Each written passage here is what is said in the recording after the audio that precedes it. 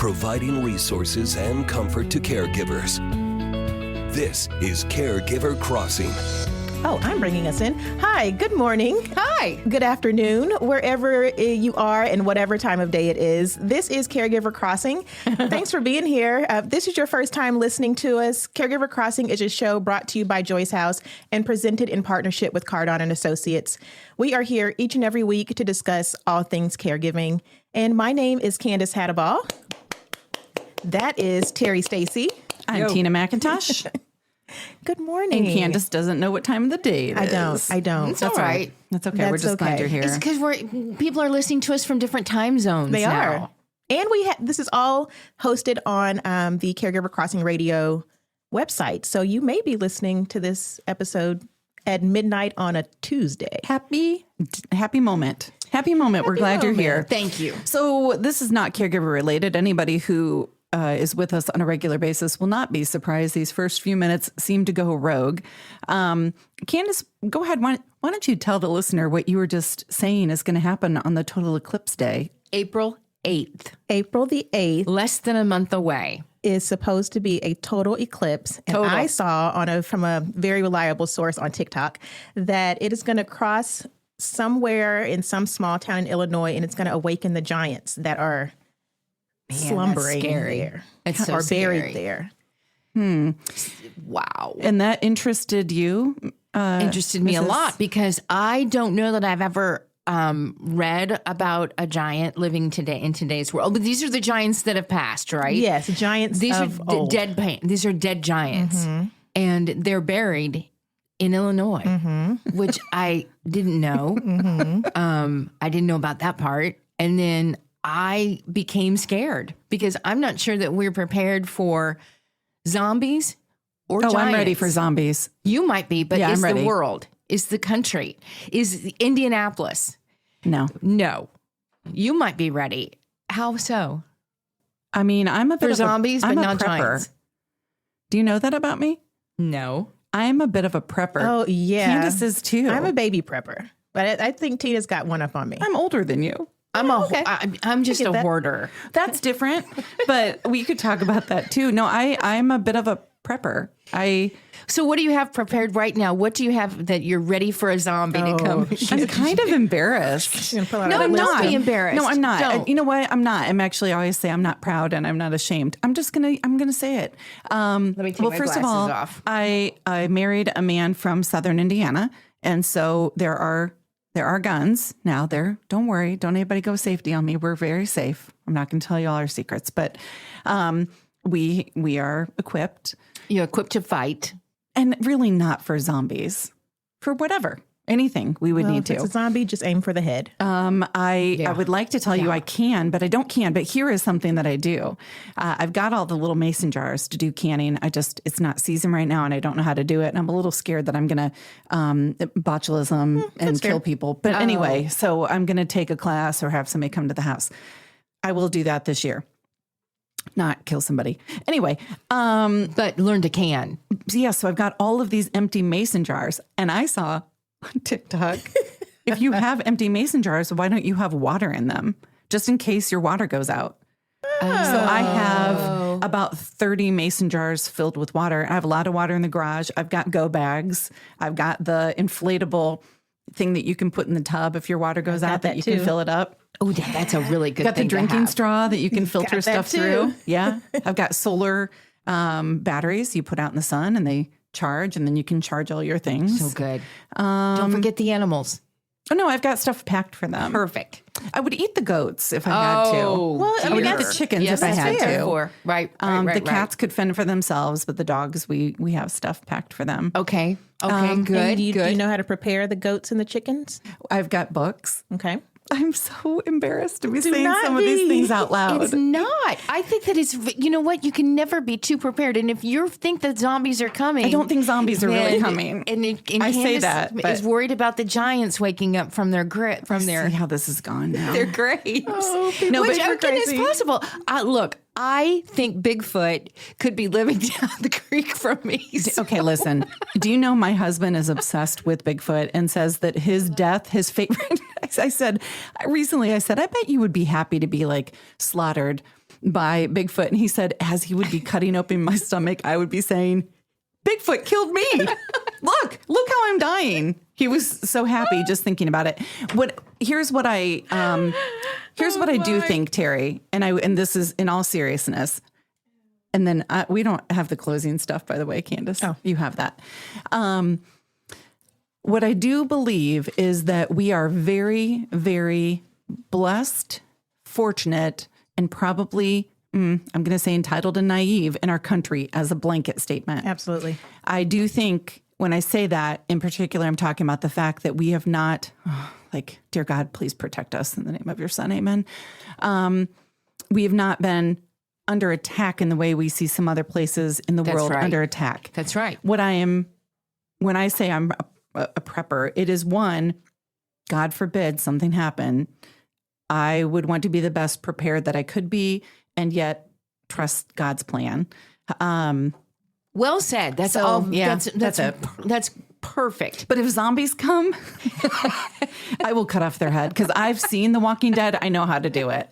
So Is machete in that go bag? But you know what? What do you do about giants? Yeah, that's a whole. I haven't seen that show. I don't know what you do to get rid of a giant. Is it the kneecap? The kneecaps. I will kick you in the kneecap. I would try to befriend them somehow or another. Of course you would. You know, look, giant. You know what? Really, come on in. Terry. Let's grill out. Do you want a cookie? Let's be friends. Giant want a cookie? Your giant friends. Not me. I'm not the one. Don't come after me. All right. Okay. So if the giants come, can they get a vaccine? Absolutely. If they come on March the 19th. As long as they're here before March the 19th. They'll still be dead. From 4 to 6 p.m., Joyce House in Broad Ripple is hosting a vaccine clinic. We will have all CDC recommended vaccines. Dinner will be provided, and everyone that attends... Dinner. You're going to feed everybody? They get a vaccine and you feed them? And they get a $25 gift card. Who gets to come, though? Is this a very exclusive group? No, anybody. Anyone listening. Anybody? If you need a vaccine, if your spouse or your children or grandchildren... We're going to have flu. We're going to have the most recent up-to-date COVID vaccine, RSV, Hep A and B. Is that what about chicken pox? I don't know about chicken pox. Shingles. Shingles good. About chicken pox. Ooh, I don't want to get my shingles vaccination. Are you due for it? Yeah. I'm old enough. You're of a certain age.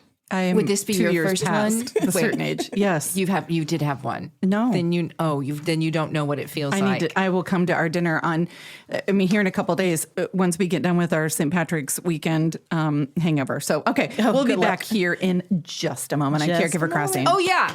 Okay. You're listening to Caregiver Crossing, a show designed for family caregivers and the people who love them. Caregiver Crossing is brought to you as a service of Joyce House in partnership with Cardon and Associates. With locations in Broad Ripple and near the University of Indianapolis campus, Joyce House provides exceptional day services for individuals living with a life-altering diagnosis and compassionate support for family caregivers throughout the community. At Joyce House, we believe that everyone deserves to live their best life regardless of their abilities. Learn more about our adult day and caregiver support services by calling us at 317-254-0828 or by visiting joycehouse.org today. That web address again is joycehouse.org. Stick around. We'll be right back with more Caregiver Crossing right after the commercials.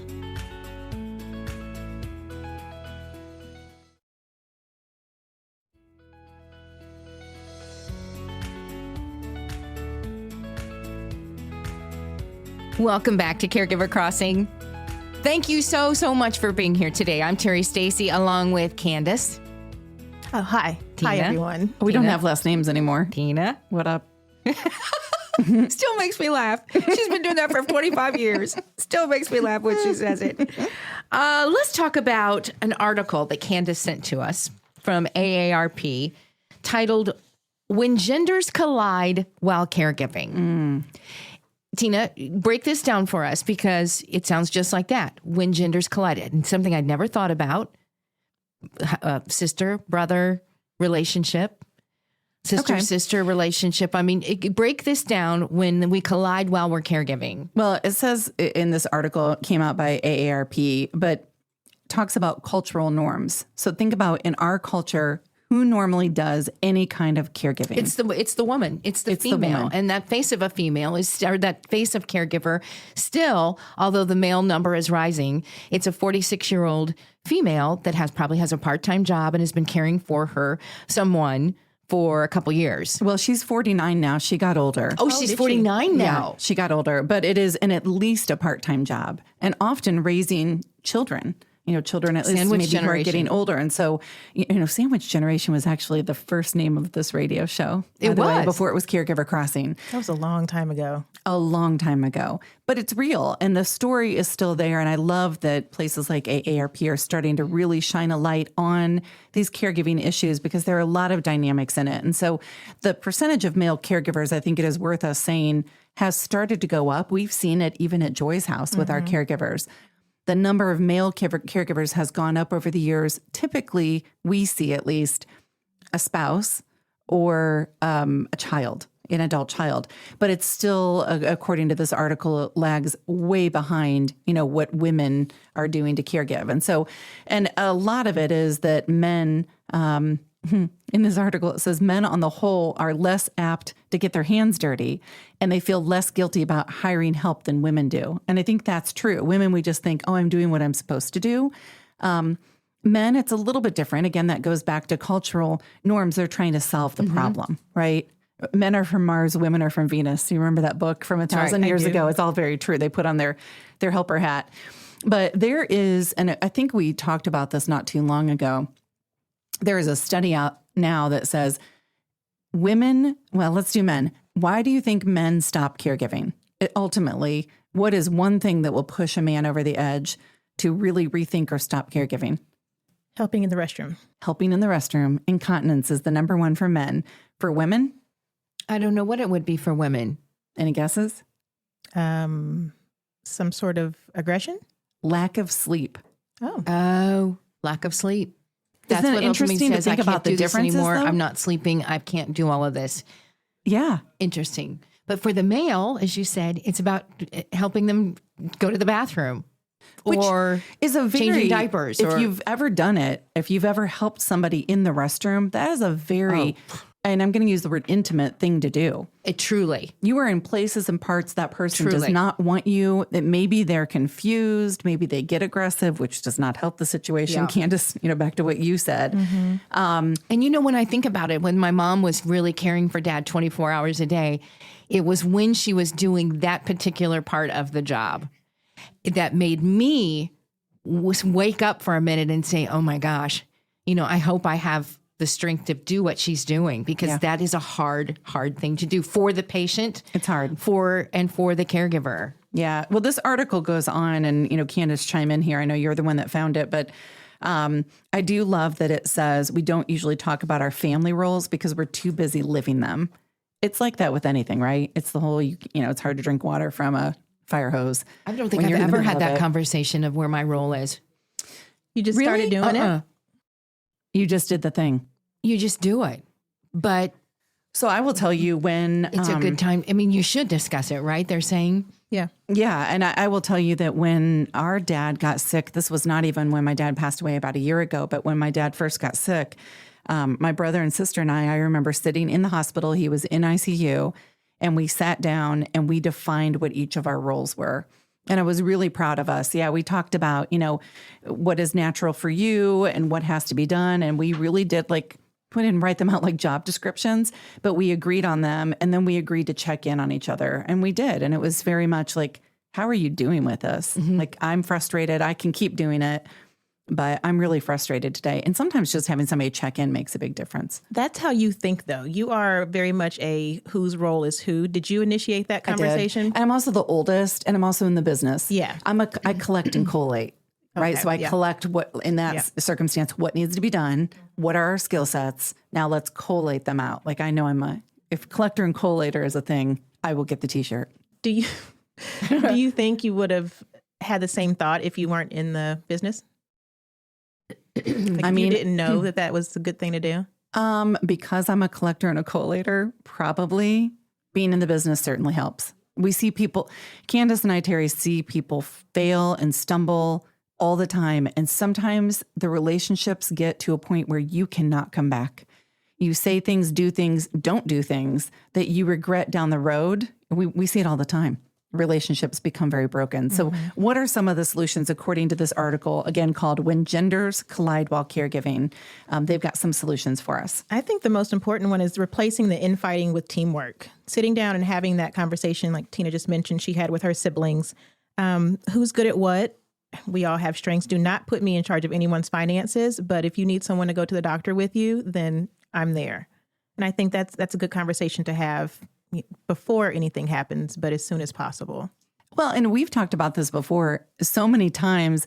The issues that were there when you were 15, 16 years old show back up when you're 50-something and caring for your parents, Yeah, right? I bet so. Either whether they got resolved or not, Yeah. that poking and prodding. I have the benefit where I am considerably older than my siblings. We didn't grow up together.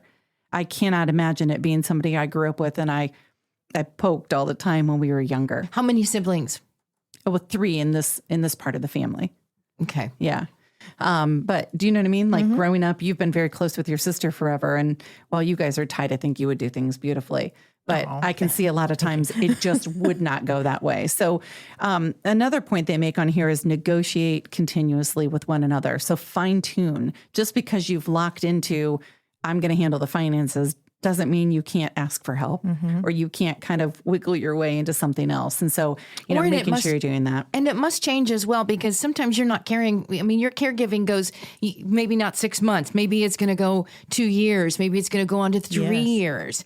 And so those roles must change at some point, I would think. I'm thinking about myself now and how, yes, for maybe the first year, but then I could see myself in the second year and then maybe even the third year sometimes.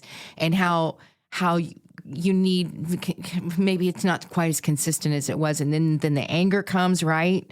And all the things. Yes. So you've got to be able to make those difference and changes quick when you need to. Well, and what about just asking for some forgiveness?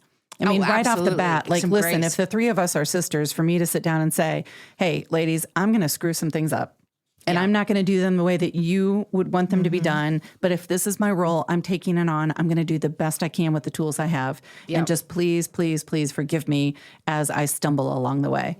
And then you have to do it, right? Like, you have to really forgive that person. So, even if you're not the person who normally initiates those kind of conversations, do it. Try it. And if their brother and sister maybe combos there, boost the awareness of maybe the traditional gender roles that you all had growing up. They may need to take on a different aspect when you walk into caregiving, especially if, we're caring for mom and the brother lives nearby and the sister is out of town. The brother may need to prepare himself to step into some different roles than what he grew up knowing. I don't know. I know we need to take a break, but sometimes I'm like, why do we expect so much out of each other when we can just say, hey, Terry's doing the best she can. Yeah. And thank you for that. We're just so critical of each other with everything and oversensitive, but that's a different therapy session. So I know we have to take a break. We do. We'll be right back. You're listening to Caregiver Crossing, a show designed for family caregivers and the people who love them. Caregiver Crossing is brought to you Caregiver Crossing is brought to you by Joyce House in partnership with Cardon and Associates. With 20 communities owned, operated, or managed in the Midwest, and more than 40 years of senior living experience, Cardon and Associates provides residents with the best senior living options and personalized service. Visit cardon.us for more information and to find a community near you.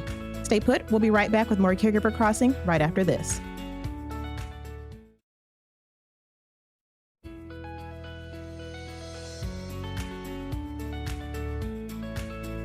Welcome back to Caregiver Crossing. My name is Candace Hattabaugh, and I'm here with Tina McIntosh and Terry Stacy.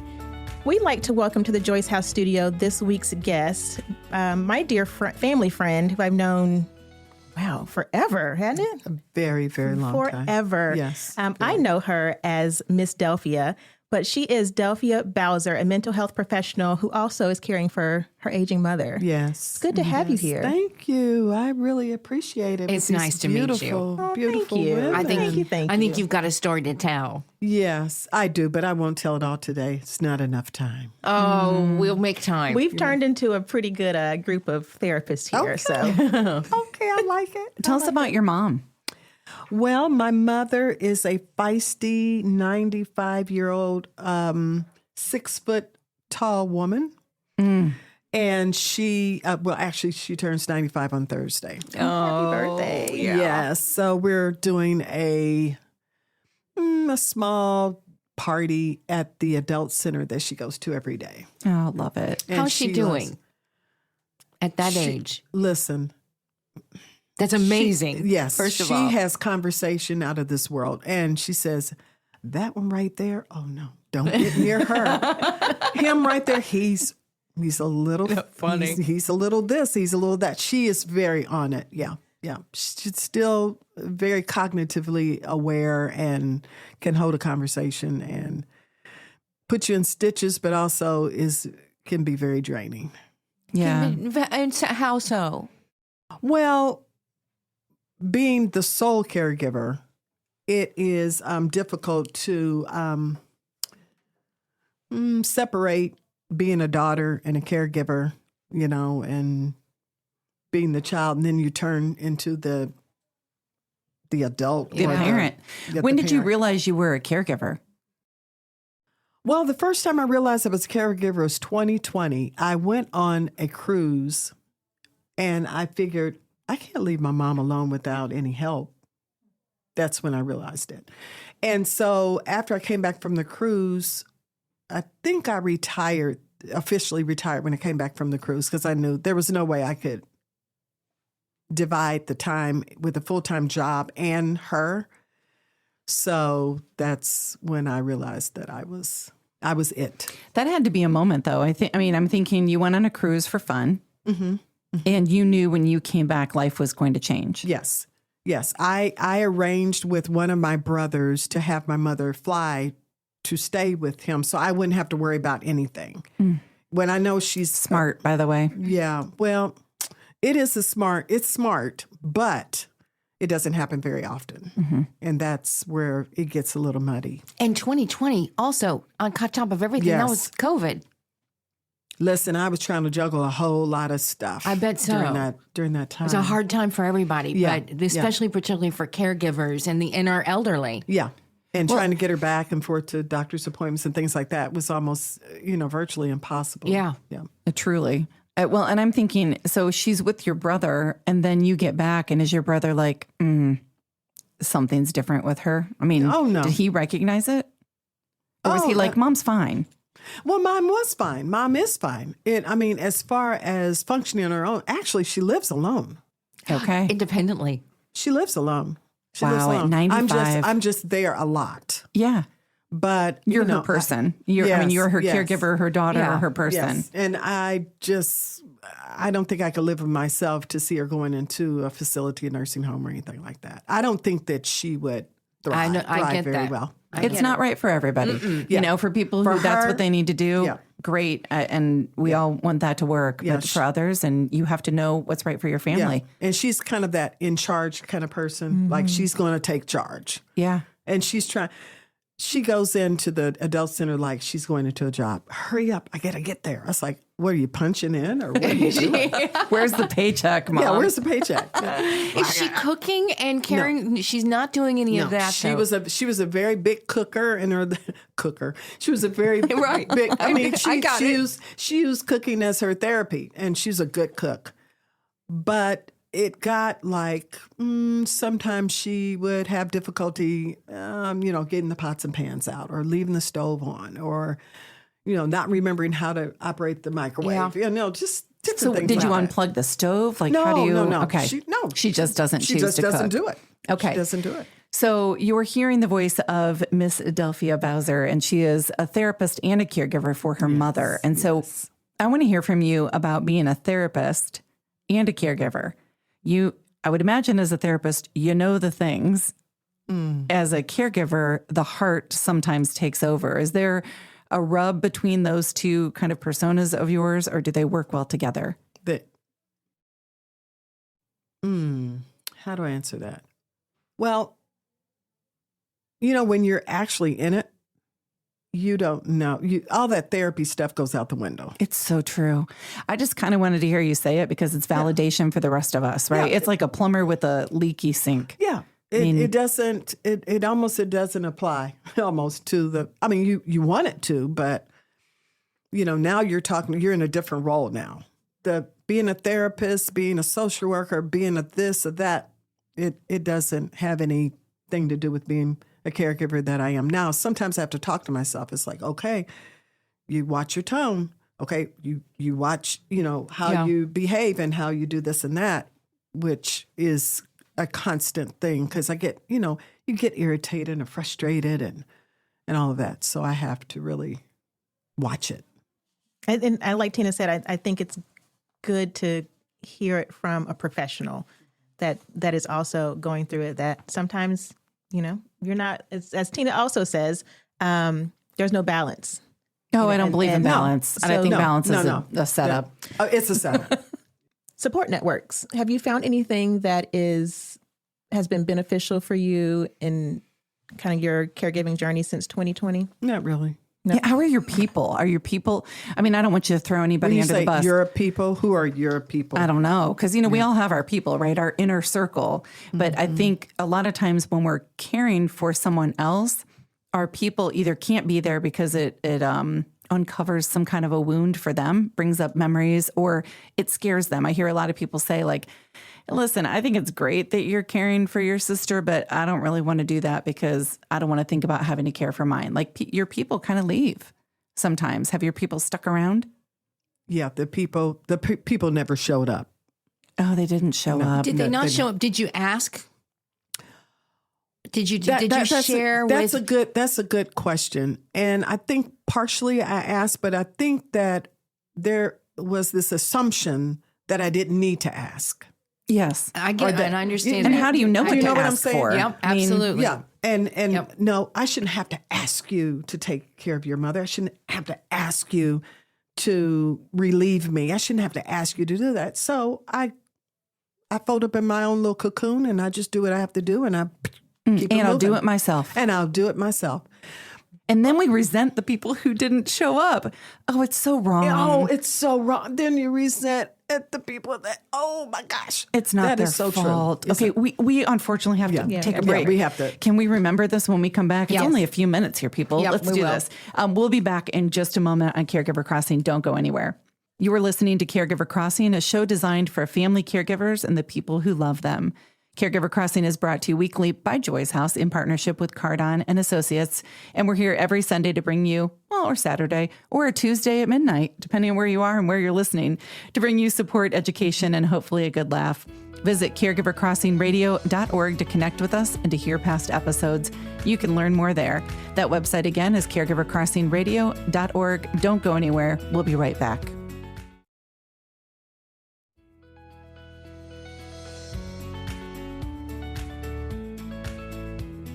We're back on Caregiver Crossing. We've got just a few more minutes with Miss Delphia Bowser here.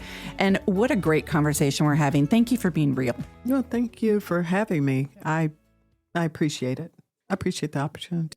So before the break, we were talking about, how we don't ask for help. We just think people are going to do the things that friends do. And then we have some resentment. And it's like husband and wives. Girl. You're exactly right, though. It reminds me. You should have known that I wasn't going to cook dinner tonight. Right. Are you a marriage therapist? Because we'll keep you here all day long. I'm not a marriage therapist, but I'm newly married. Oh, yes. Congratulations. Different segment. Not like 3 years. Different segment. We'll have you back. Yes. But I do want to talk about, what other challenges did you find? You step into this role, you realize, you go on your cruise, you realize, I'm a caregiver, I'm going to change my life. Were there other challenges that came up that surprised you? The big surprise, I think, was the time. The time that I thought I had, I no longer had. Time. Yes. And so now one of my friends told me this thing. She says, do you find yourself being a clock watcher? And I said, oh my gosh. In fact, when we were at the commercial, I was looking at my watch. I'm always looking at the clock. And why do you do that? Yeah, why is that? Well, because I pick up my mother at 3 from the center. And then after that, she wants to go to bingo. Oh, bingo. Then after that, I pick her up at night for bingo. Then it's the whole routine of the night things that I do at her house to get her prepared for bed. You say that. So I still have, I've got 3 children, and one is 19 and lives at home. So he's kind of doing his own thing. But I also have a 15-year-old, and I do the same thing because I have animals at home. My husband, my mother-in-law, and my grandmother-in-law live with us. And I've got a 15-year-old. But it's the same thing. What time do I need to pick her up from practice? Or when does she have to be at this thing? And, when we get home, I'm going to make dinner and it's going to take about this long. Like, I understand what you're saying, but I never thought about it like that. I'm just doing the things I do as a mom. Yeah. You're on such a schedule. So, when if and when that schedule changes, I think that's what's hard. That next step, that next part of our chapters of our lives, when mom or dad are gone now, and you've been on such a clock, and now you've got all the time. Yeah. And I think that's that next chapter that at least I think my own mom is going through now that my father has passed. Now all that time that she had to do this and this and this are now, it's a whole nother world. I want to speak to that because we have just this past week launched Caregiver Way, which is a new online community for family caregivers. So it's a web app. It's visitcaregiverway.com. And when you come into Caregiver Way, you register $9.99. I feel like a salesperson, but it's $9.99 a month. And there are 5 categories we have in there where it is video content. And I would, Delphia, really like you to create some content for this too. So we need to talk about that. We will talk about that. But it is content from professionals and people like us who are just doing the thing that we do, right?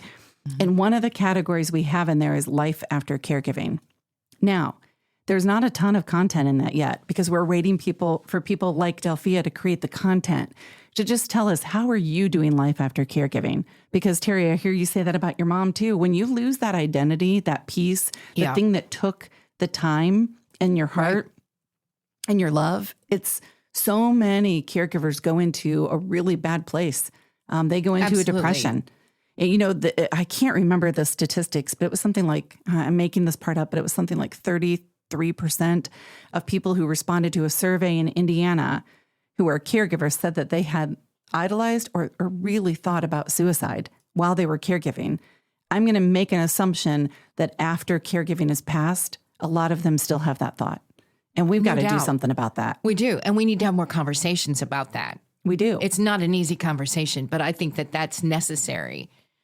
And speaking of that, when you said that, I thought, I'm not going to sit here and say I never thought about that. I'm not going to, I can't do it. But let me tell you what has been my saving grace is therapy. Good. It's therapy. Speak more to that. So for many other reasons, I've been in therapy, but a therapist in therapy. Yeah. Mm-hmm. We should all have a good therapist, no matter our profession. I'm telling you. So having that therapist to help me to unravel and they say unpeel and all of that, it helps me to stay grounded in what I'm doing without losing myself. Now, I think I've lost myself a few times in the whole time that I've been caregiving, but I think that with that therapy, it has helped me to stay grounded and focused on what I need to do and get rid of the resentment, the anger, the frustration, and all of that, because it's been years of that just building up. And now that I have, I'm managing it in a better way, that idea of taking myself out of here, it's non-existent now because I have that other place to leave the burdens. So smart. It is. I have to. I would like to keep you. Would you just be a part of my life, please? I would love to be a part of your life. I wonder, does faith play a part in this role? Yes, it does. Listen, it does. And I don't want to be all it's Jesus and Gotti. You can be as Jesus and Gotti as you want. You sure can. But I tell you, if you, I think that your spiritual side and your connection to whoever it is that you look to, some people say higher power or whatever. Mine is God, but having that's another way of relieving the frustration is to having having God to rely on. So it can also be shaky ground too, right? Because I think for some they're like, where are you, God? Yeah, you know, exactly. Where are you? All right, here's the deal, ladies. We have to go. Oh, I'm the bad goodness, guy. are you serious? I know, but we're going to have you back, and we're going to have more of this conversation. And here's what I want to say, and I'm getting out of this, and then Candace, we can wrap up. What I'm hearing you say is have a way, a place, a person to have that relief. And so somebody. Delphia Bowser, you're coming back. Oh, she's so good. Okay. Thank you. All right. Candace, do your thing. Do your thing. All right. As we close this week, we want to remind everyone that you can contact Joyce House and Tina to gather resources to help you along your caregiving journey. You can give us a call at 317-254-0828. And each week, we want to make sure that everyone knows Caregiver Crossing is supported by Cardon and Associates, and we are so thankful for them. With 20 communities owned, operated, or managed in the Midwest, and more than 40 years of senior living experience, Cardon and Associates provides residents with the best senior living options and personalized service. That's it for us this week on Caregiver Crossing. Until next time, take good care of each other.